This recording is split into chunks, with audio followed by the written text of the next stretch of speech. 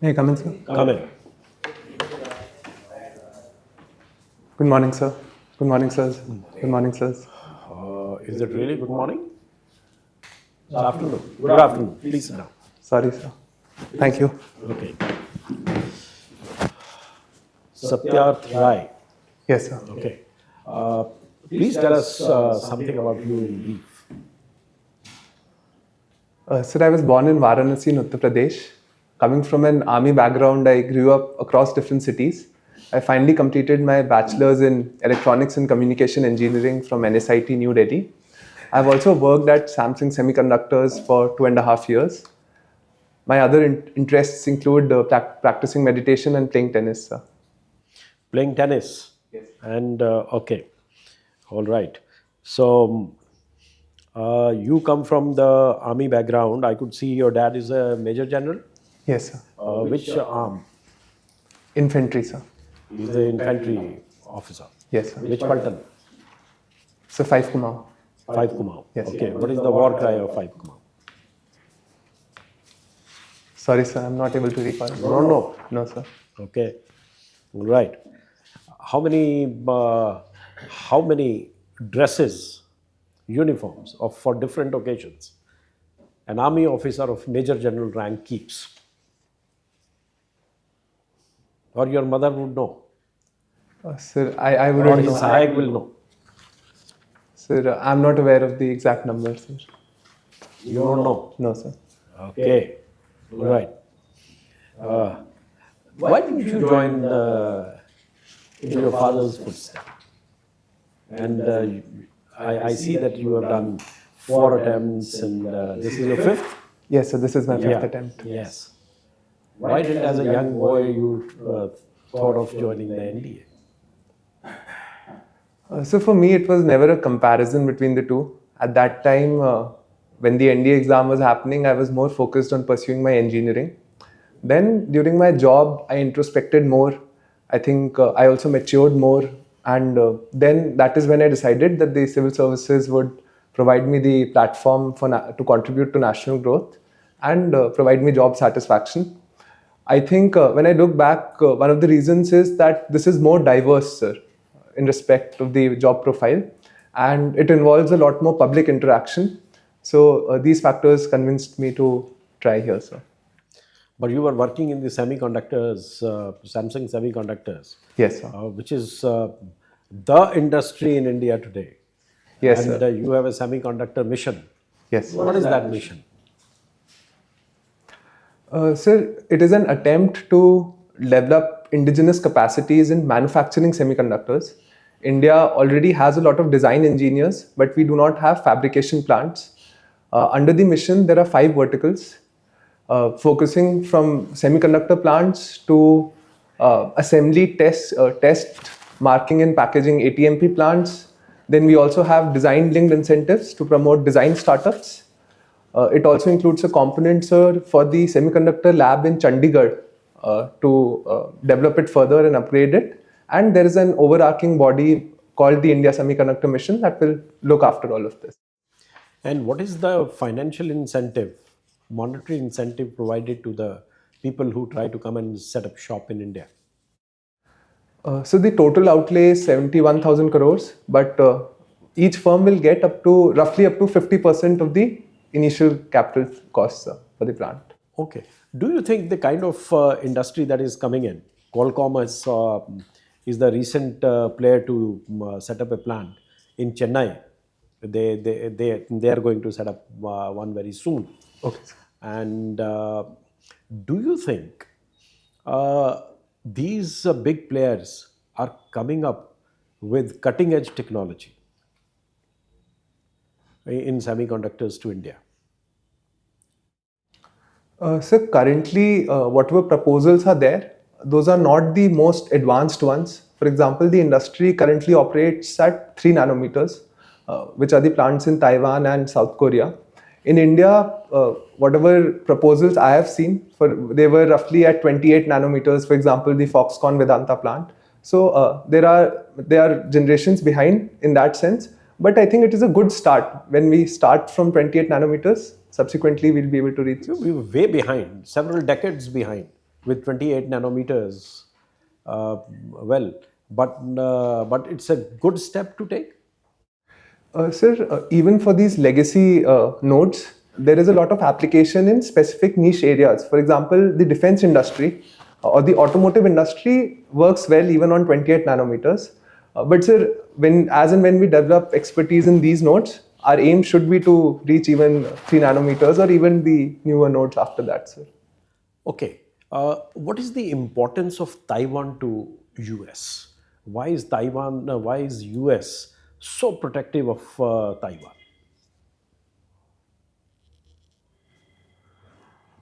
So Taiwan is an important component in the larger geopolitical strategy of US, which is having a hub and spoke model in the Indo-Pacific area. So this is because USA wants to maintain its dominance and prevent the rise of other parties like China in the region, sir. Of late, sir, USA has also realized its own dependencies for semiconductors on China. So this is added to it, sir. Do you realize the most cutting edge semiconductors are produced in Taiwan? Yes, sir. All the 30% of the US economy would crash if Taiwan were to stop manufacturing even for a day. They will be badly impacted. So they are heavily invested in. Just remember that. And my last question. What is the name of the main battle tank of India? So I think it is Arjun MBT, main battle tank. Okay. Thank you, sir. Thank you, Shivan. Satyarth, Yes, sir. your background is from defense services, really fascinates me. And therefore, a couple of more questions volleyed on you on defense. It is expected the son of a major general got to be knowing very well about the defense forces. Now, recently, there was a news on the Navy. Are you aware of what was in the news about Navy? So there have been multiple news items related to the Navy. Very recently about their dress, about their uniform.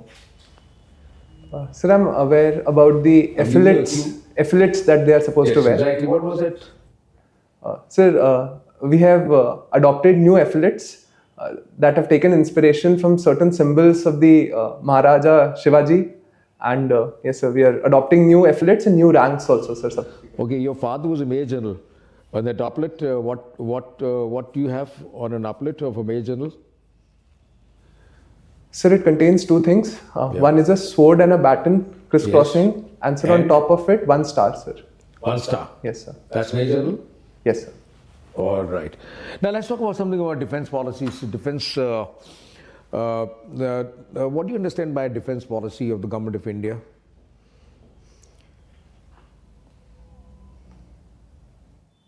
So we do not have an explicitly stated policy, but there have been several doctrines as well as several initiatives. For example, we have the Sundarji doctrine of having holding corps and strike corps. Then we have the cold start doctrine to counter threats from Pakistan. So apart from it, we have operations based on the theater. And sir, as for the initiatives, recently new initiatives are being taken. For example, the theater commands are supposed to be completed by 2025. Okay, let's talk about theater command.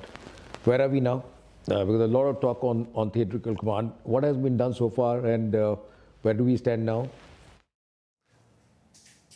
Sir, the government has created the post of the CDS, and one of his functions is to make sure that the theater commands go through. A lot of internal planning is happening, but not much information is available in the public domain as to where exactly it is. So essentially, what was the idea? Why theater command in the first place? Sir, I think in the 21st century, given the complexity of threats we face, it is important to have synergy between the three arms of the three services. So the theater commands will help in that. It will also shorten or streamline the command chain, and sir, it will also bring in logistical efficiency, I think, in between the three services. Okay. Satyarth, can you repeat why you're a technocrat. I mean, the technocrat in the sense you have done your BE and you're working with the semiconductor company. What was your answer to the chairman when he asked you why do you want to join the civil services? Can you repeat that? Yes, sir. Sir, after introspecting, I realized that the civil services will offer me a platform to contribute to national growth.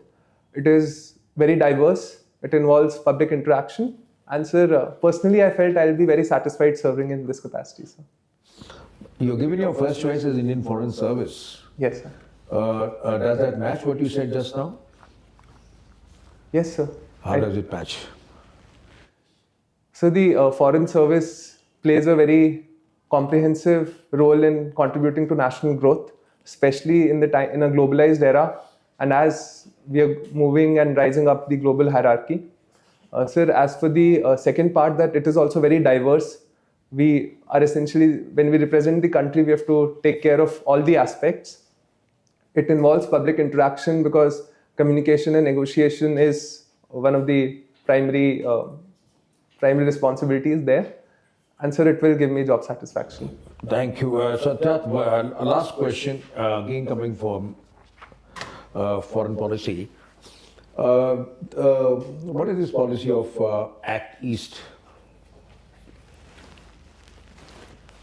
And have we succeeded? Sir, Act East builds on an earlier policy by the name of Look East policy, which we had started under PM Narasimha Rao. So now, with Act East, it basically expands the scope to beyond not just the ASEAN countries, but the larger Indo-Pacific theatre. Apart from economy, sir, there's a strong focus on strategic and defense angles in it. And sir, we have been taking a lot of steps to make it successful. You're giving very general answers. Be specific. What steps vis-a-vis any of the countries? Let's talk bilateral between two countries, India and one of the countries in the East. So, for example, within the ASEAN countries, we are now exporting defense items. For example, we have exported missiles to Philippines, the BrahMos missiles. Similarly, sir, we have had defense agreements with Vietnam. And so, when we come to the larger theatre, our increased engagement with countries like Australia, our increased engagement in the Pacific Islands. So I think, sir, these are some of the steps. Okay, thank you. Thank you, sir. Satyarth, Yes, sir. how do you view the government's initiative of one nation, one election? What are your views on that? Sir, I support this move. I think it will help us streamline the election cycle, which continuously runs for every year. A significant time is wasted in it. And sir, but there are certain modifications I would propose. Currently, it is being proposed that all the state elections and the national elections should be held at the same time. This can have an impact on, because for the common man, he won't be able to distinguish between national agendas and the local or the state agendas. And this was noticed earlier also when we had simultaneous elections till 1967. So, sir, what my proposal is that we can have the national election 1 year, and then after 2 years, we can have all the state elections together at the same time in all the states. So I think this would help the electorate distinguish between whether they're voting for national policies and national agendas, and when they're voting for the regional agendas. And at the same time, it will help bring down the time and in that regard, sir. Okay. In the interest of democracy, do you think that we have a case for having a common minimum program which is binding on all the political parties, irrespective of which party is in power? Would it really help?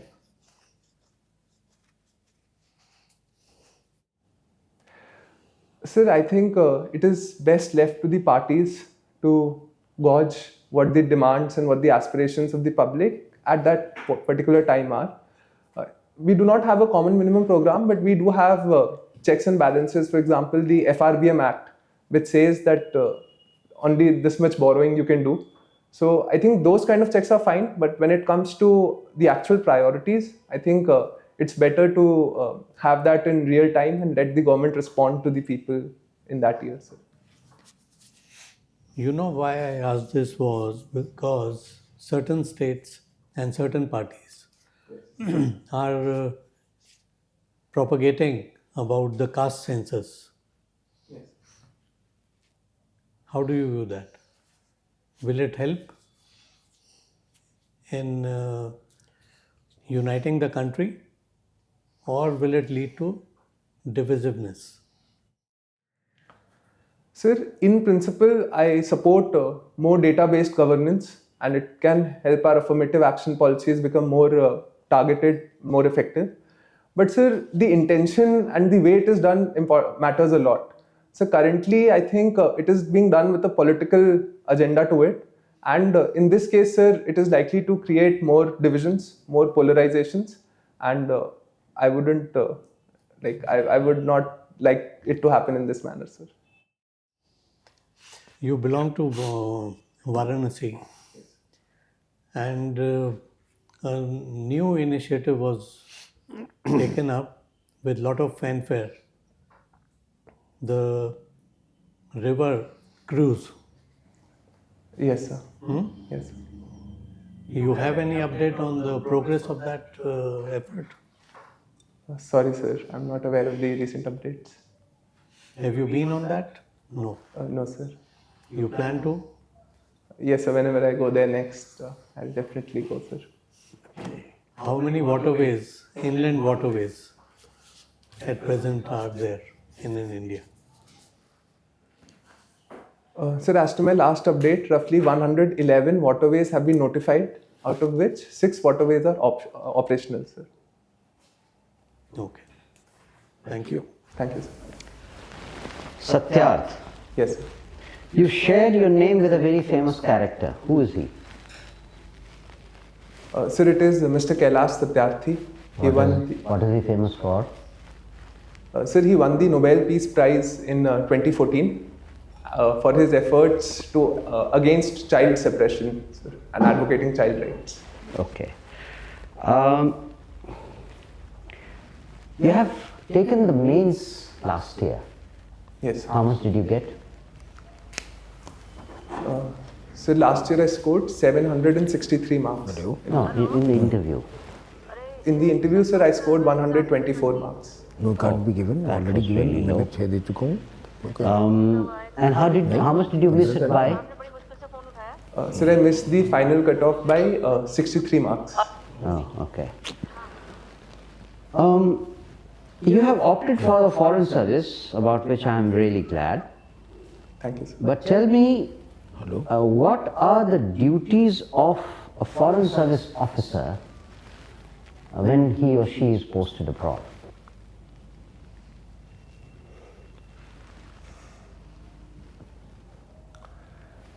So some of his duties would be first acting as the point of contact for a diaspora in that country. Okay, diaspora. So secondly would be keeping a track of the most recent updates happening in that country and report if any of them are likely to impact India's interests. Political work.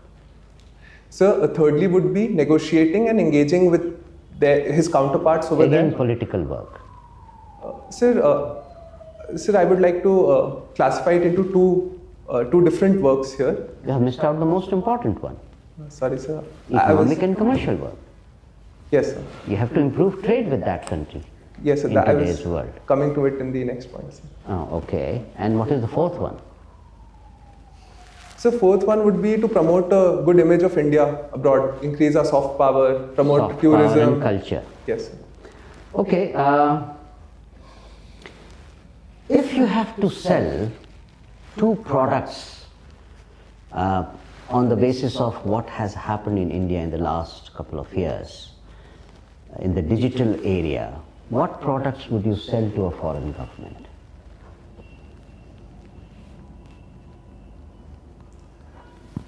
Sir, I would propose 2 products. Firstly, the Coven platform. I think so. The Coven platform. Coven platform, okay. Yes, sir. I think it can help in the health administration. What is number 2? So, number 2 would be Aadhaar-based biometric identification systems. Good. That's a good answer. Who are the stalwarts of Indian tennis?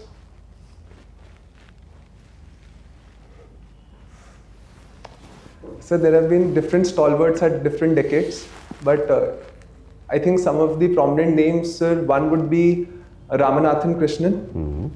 So second would be Vijay Amritraj. Sir, third would be Leander Pace and Mahesh Bhupati, sir. Why was Leander Pace in the news recently?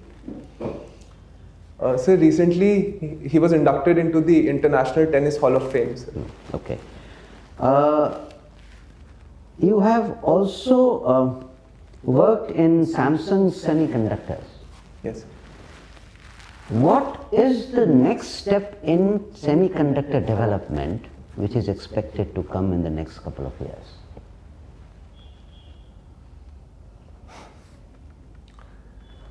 So with the increased focus, I can look at 3 developments that can happen in the next few years. So one would be within semiconductors, we are moving towards specialized nodes. For example, artificial intelligence is coming up. So we have specialized hardware dedicated for AI calculations. Similarly, IoT is coming up. So dedicated accelerators for IoT applications.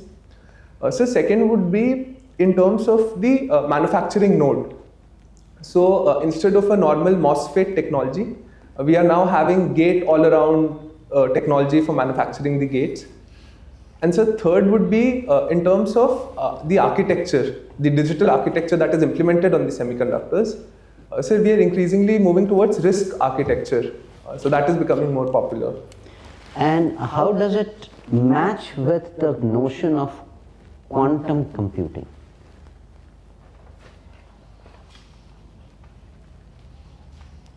Sir, quantum computing works on a slightly different principle, that is superposition and entanglement.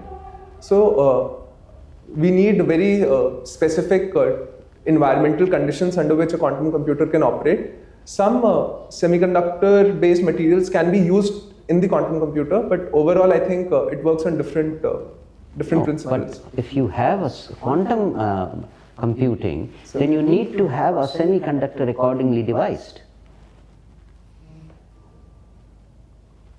So the computing aspect of the quantum computer will not be taken care by the semiconductor. How is it possible? Sorry. Because the basics of today's computing is 0 and 1. Yes, sir. While quantum computing will give you many stages in between 0 and 1. Yes, sir. And it cannot be done with the same semiconductor chip which is present today. Yes, sir. It can't be done, sir. So I am sure there will be some correlation between the future of semiconductor business and quantum computing. Sir, the way I see it... Anyway, there is no argument. I just wanted to make a point. Thank you, sir.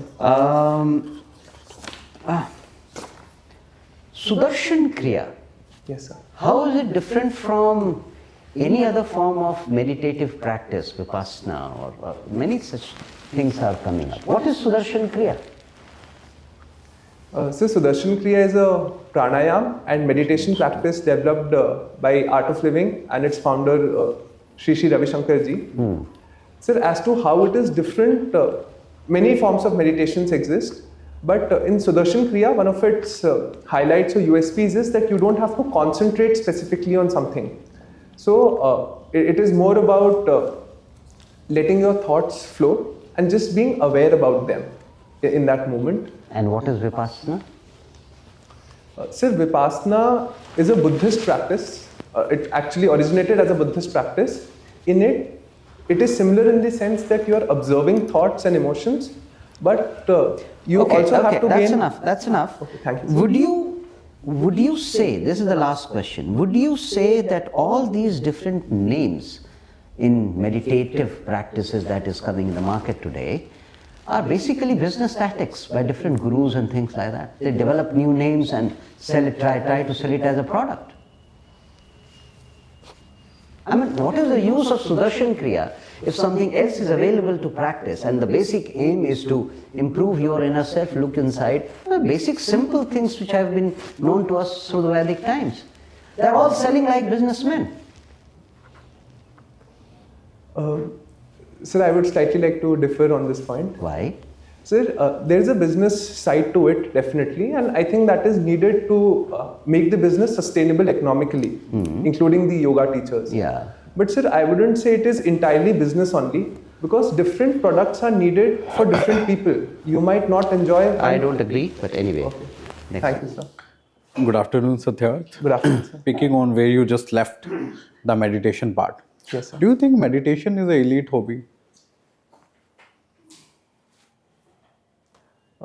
No, sir. I think people from all backgrounds can practice How many meditation. people can go for Sudarshan Kriya in India? Sir, not Very necessarily. expensive. Anyway, please continue. Yeah, elaborate on that when you said no.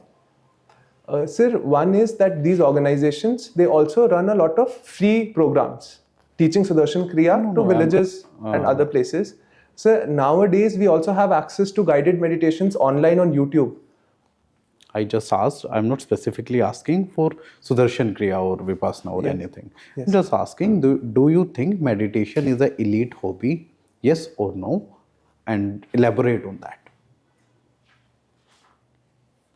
Sir, I do not think it is an elite hobby, because people from different sections can practice it and now have access to it. And increasingly, it is penetrating more even to the other sections. So that is why I do not think it is an elite hobby, sir. How many laborers you think practice meditation? Have you found any kind of labor person in your entire life journey? You are like 25, 26 now. Yes, sir. Sir, I have seen some laborers, but again, those were related to the free programs by Art of Living only when I went to the ashram. But so otherwise, I agree there is a need for it to penetrate more. I think with in the last few years that has happened, but more penetration needs to happen, sir. Okay, so I think, don't you think you are very elite in the sense when you are playing tennis and practicing meditation? How will you be connected with the ground, with the people of India? Because your hobbies are too elite. Sir, I think these hobbies would help me connect more with the people. For example, after meditation, I would be able to, meditation helps us increase our emotional intelligence, our emotional quotient. Emotional quotient. It allows us to stay in the moment, be more empathetic and sensitive to their needs. And sir, even for tennis, I think till the time I am not healthy, I am not fit myself, how will I be of service to the other people? Okay, can you tell me which sports is more inclusive, cricket or tennis?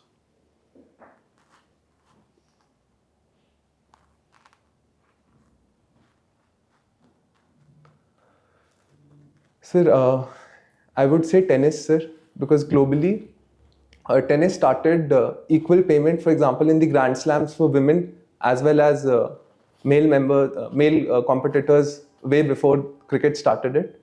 And sir, just the number of opportunities that exist for women players, I think gender-wise it is more inclusive, tennis.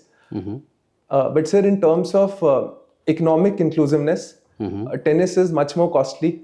The racket and the courts, I think they are much more costlier. So sir, economically, cricket is more inclusive. Okay, I think we have already moved with the time. Thank you, Satya. Thank you, sir. I will pass on to Chairman, sir.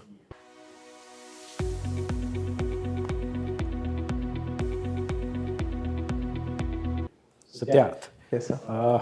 we are done with the formal interaction with you, Thank you, sir. right? And this is your second interview? Yes, sir. Okay, yeah. And now that we have done, you can relax. You no need to clutch the chair. Oh, okay, sir. I was not clutching. I was just... What I noticed was that you were clutching at the chair as if we are going to sink together and you need a straw. I'm sorry, Clutching at the straw. Okay. sorry, sir. Yeah, this is much better posture. Okay, sir. You would normally sit like this, and you can use your hands a bit, Okay. little bit. I mean, not that you're flailing your hands all over, but you can use your hands while communicating. right? Another thing I noticed was that while you are answering or into a longer discussion with a panel member, you are only focused on him. So it would be slightly better if you engage others also, if it is an opinion-based question.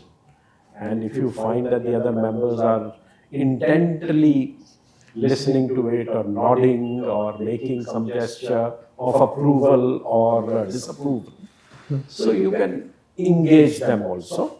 I'm not suggesting that if question is from there, you go all the way to the other extreme. But you can definitely move your eyes or engage the person sitting next to the panel member who has posed the question. Engaging means make eye contact. Yeah. So, but suppose you are asking me a question, and if I am making eye contact with the other, He will tell you. Yeah. You know, when you are making a statement or you are answering a question, you find there is involvement of the other members also. If I nod ahead, you are talking, Yes, sir, your attention should be diverted to. Then it means the other person is also involved in what you are saying. yes, sir. So you would pay attention towards them also, and momentarily you can look at them and continue with your answer. And remember, any panel member is not posing the question individually. It is a question from the panel. Yes, So the whole panel is assessing you. yes, So normally a good practice is 60% of your engagement should be with the poser of the question, and remaining 40%, 30% or whatever be. If the longer question, then it could be 40%, but for a short question, it could be 0. yes, sir. So depending on that, you have to choose to engage others also, right? Since you have already done an interview, Yes, sir. and how did your mains go this time? They went fine, sir. Better than before? Yes, some of the papers, yes, sir. Okay, all right. And we hope your interview would be much better. And don't hold on to the chair. You have a very pleasing persona. And coming from the army background, your turnout is impeccable, as it should be. And Thank you, sir. only thing is this beard, this kind of 5 o'clock shadow will not work. I'm You sorry. need to shave it. Yes, Or grow the beard. You have both the options. So that would do better. And some of the questions, I found that where opinions were there, whether it's yoga or something, people can have their own senses. And when you are responding to a question, just don't respond immediately. Think over it. Whether it's elitist or not. Think your argument and then say. okay, sir. Right? And yoga was a way of life for people. Meditation was a way of life for people. There is a break. Historically, there has been a break in our Indian tradition of thinking, thought, meditation. Yes, sir. So probably it's a revival for common man. Yes, sir. So this is yoga, the basic what Ramdev has done. He popularized among masses. Yes. There was no elitism involved. Yes, Shri Ravi Shankar could be elitist. yes, sir. But there are different schools who are offering it, and it has been a tradition in the Indian household to meditate. Yes, sir. And definitely a laborer may not need to meditate. Because self-realization, where the question of self-realization comes, or finding oneself, the meditative requirements will come up. So anyway, there could be a huge debate on it. Yes. I don't want to get into it, but back up with your thoughts. Back up with your argument when you say tennis is not elitist or tennis is more inclusive, right? And cricket is not. So you should think over it. Okay, sir. Think over it. Yes, sir. But to my mind, you come across as a very good candidate. Thank you, You, sir. have, you express yourself very clearly. Your knowledge base about your subject and the world is pretty good, and hopefully you should be nailing it. Just keep these few things in mind, and rest if please add. I'll just add one more thing. I noticed a sudden and noticeable change when you could not. I mean, you came in very confidently, but when you could not answer some of his questions, you looked crestfallen immediately. You were looking sad. You were looking as if the world is going to disappear. Okay. That was very noticeable, at least to me. Okay. You're right. Absolutely. Yeah. So there's no. I mean, you are not supposed to know everything, and you might make a mistake. And you might say something different than what the correct thing should be. But it happens. What we are looking in you is an officer, not a student. We are looking for a young man who can join our service, who can join the civil services. And that officer-like quality looks for integrity and poise and ability to work in difficult circumstances. You can't be crestfallen just because you have not answered 2 questions properly. All the best to you. Okay, take this. You know, the general questions, the basket is extremely large, and you are not supposed to know everything under the sun. Yes. If you don't know, admit it. That I need to learn more about it.